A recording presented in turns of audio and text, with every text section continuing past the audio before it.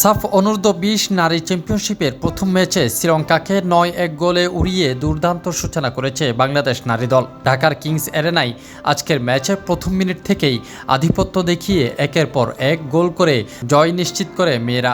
দলের পক্ষে হ্যাট্রিক করেছেন মোসাম্মদ সাগরিকা, 2 গোল করেছেন মনকিয়া আক্তার, 1টি করে গোল পেয়েছেন স্বপ্না রানী, সিনহা আক্তার শিখা, রূপা আক্তার ও শান্তি মার্ডি।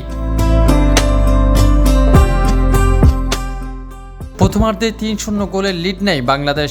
খেলার দ্বিতীয় মিনিটে সরাসরি ফ্রি কিক থেকে গোল করেন স্বপ্না। এরপর মনকি ও সাগরিকা বাড়িয়ে দেন ব্যবধান। দ্বিতীয়ার্ধে বাংলাদেশ আরও ভয়ঙ্কর রূপে আবির্ভূত হয়। পরপর গোল করে দলের জয় নিশ্চিত করে মেয়েরা। পিটার বাটলারের অধীনে খেলতে নামা জাতীয় দলের ৮ সদস্যের অভিজ্ঞতা স্পষ্টভাবে প্রভাব ফেলেছে মাঠে।